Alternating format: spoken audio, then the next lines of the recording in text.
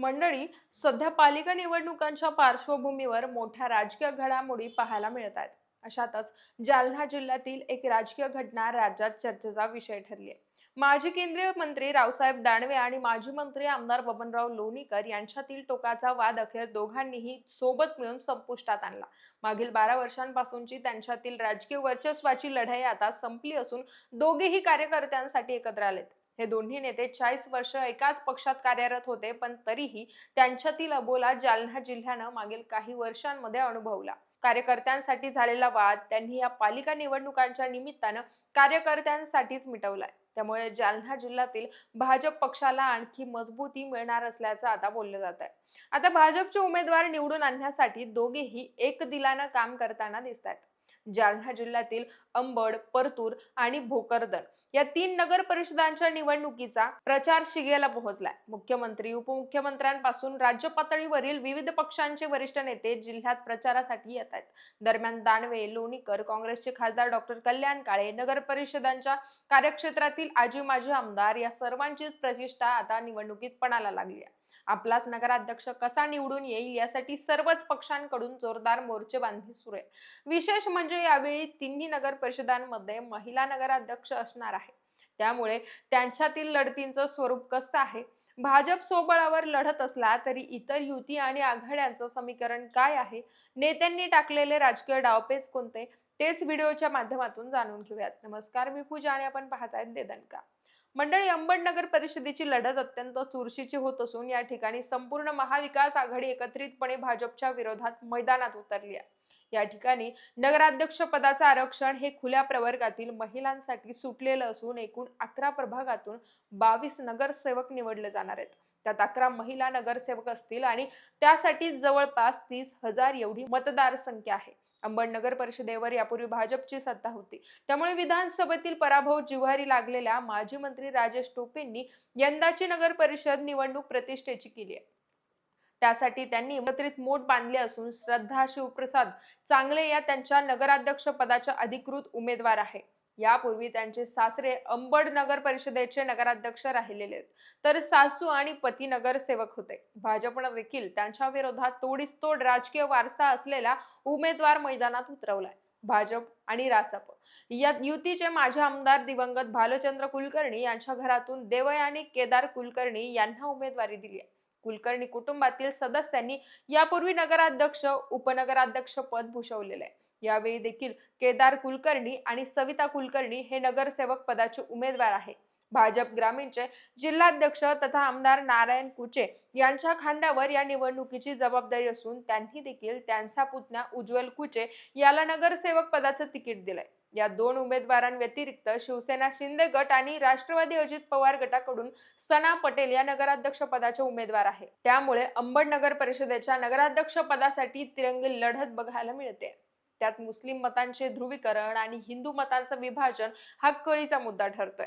तर दुसरीकडे परतूर नगर परिषदेत देखील नगराध्यक्ष आणि 23 नगरसेवक पदासाठी रंगतदार लढती होत आहेत. नगराध्यक्ष पद हे अनुसूचित जाती प्रवर्गातील महिलांसाठी राखीव आहे. या ठिकाणी पारंपरिक काँग्रेसचा एक गट्टा मतदार आहे. यापूर्वी देखील परतूर नगर परिषदेवर काँग्रेसची सत्ता राहिली आहे. माजी आमदार सुरेश कुमार जेतलिया हे आता काँग्रेसमधून अजित पवारांच्या राष्ट्रवादीत दाखल झाल्यानं त्यांचा मतदार त्यांच्या सोबत जाणार की नाही ते पाहणं महत्वाचं ठरणार आहे. तर परतूर विधानसभेचे आमदार बबनराव लोणीकर यांनी जेतलिया यांच्यासोबत युतीसाठी बैठका घेतल्या, पण यशस्वी झाल्या नाही. जेतलिया यांनी ठाकरे सेनेसोबत आघाडी केली असून शांताबाई बाबूराव हिवाळे या त्यांच्या नगराध्यक्ष पदाच्या उमेदवार आहे.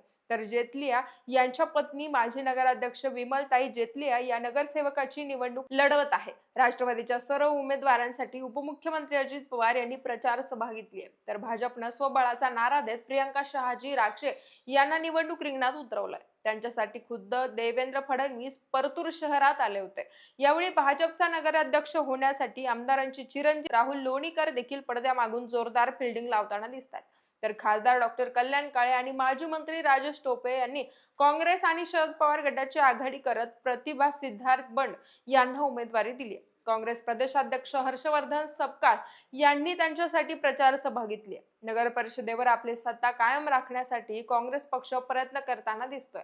या व्यतिरिक्त शिवसेना शिंदे गटाकडून रेणुका दीपक हिवाळे या नगराध्यक्ष पदासाठीच्या अधिकृत उमेदवार आहेत.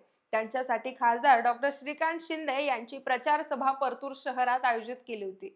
आमदार हिकमत उडाण आणि आमदार अर्जुन खोतकर देखील यावेळी उपस्थित होते. त्यामुळे परतूरमध्ये नगराध्यक्ष पदासाठी अटीतटीची चौरंगी लढत बघायला मिळणार आहे. मंडळी, आता भोकरदन नगर परिषद निवडणुकीसाठीची राजकीय समीकरण पाहूयात. या ठिकाणी माजी केंद्रीय मंत्री रावसाहेब दानवे आणि भोकरदनचे आमदार संतोष दानवे यांची प्रतिष्ठा पणाला लागली आहे. इथे नगराध्यक्ष पदाचं आरक्षण हे ओबीसी महिलांसाठी सुटलेलं आहे. सोबतच 20 नगरसेवक निवडले जाणार आहेत. भोकरदन नगर परिषदेवर यापूर्वी काँग्रेसची सत्ता होती. सर्वाधिक काळ या ठिकाणी काँग्रेसचं वर्चस्व राहिलंय. ते कायम ठेवण्यासाठी काँग्रेसने शरद पवार गटाशी आघाडी करून ही निवडणूक लढवण्याचा निर्धार केला होता. खासदार डॉक्टर कल्याण काळे हे काँग्रेस जिल्हाध्यक्ष राजाभाऊ देशमुख यांच्यासोबत शरद पवार गटाचे माजी आमदार चंद्रकांत दानवे यांना 2 वेळेस भेटण्यासाठी गेले होते, पण त्यांनी आघाडीचा प्रस्ताव नाकारल्याचं बोललं जात आहे. या निवडणुकीत दोन्ही पक्षांनी स्वतंत्र उमेदवार दिले आहेत. काँग्रेसकडून नगराध्यक्ष पदासाठी प्रियंका प्रतीक देशमुख या उमेदवार आहेत, तर राष्ट्रवादी शरद पवार गटाकडून मिर्झा समरीन बेग मैदानात आहे. काँग्रेस प्रदेशाध्यक्ष हर्षवर्धन सपकाळ यांची शहरात प्रचार सभा झाली तेव्हा भाजप आणि शरद पवार गटाची छुपी युती असल्याचा आरोप त्यांनी केला होता. दरम्यान या दोन्ही काँग्रेसला आव्हान देण्यासाठी आमदार संतोष दानवे यांनी भाजप शिवसेना युतीकडून आशाताई एकनाथ माळी या ओबीसी चेहऱ्याला उमेदवारी दिली, तर अजित पवारांच्या राष्ट्रवादीकडून सानिया कुरेशी या नगर अध्यक्ष पदासाठी निवडणूक लढवत आहेत. मंडळी, जालना जिल्ह्यातील अंबड, परतूर आणि भोकरदन या तिन्ही नगर परिषदांवर आपली सत्ता आणण्यासाठी राजकीय पक्षांचे राज्य पातळीवरील आणि स्थानिक नेते रात्रीचा दिवस करतात. पण जालना जिल्ह्यातील या तिन्ही नगर परिषदांमध्ये हिंदू आणि मुस्लिम मतांचं विभाजन हा महत्वाचा फॅक्टर मानला जातोय. शिवाय मराठा आरक्षणाचा केंद्रबिंदू असलेले अंतरवाली सराटी देखील जालना जिल्ह्यातच आहे. त्यामुळे मराठा विरुद्ध ओबीसी या वादाचा मतदानावर कसा परिणाम होतो ते पाहणं देखील महत्वाचं ठरणार आहे. आता या संदर्भात तुम्हाला नक्की काय वाटतं? जालना जिल्ह्यातील या तिन्ही नगर परिषदांवर कुणाची सत्ता येईल आणि भावी नगराध्यक्ष कोण असतील ते आम्हाला कमेंटच्या माध्यमातून नक्की कळवा.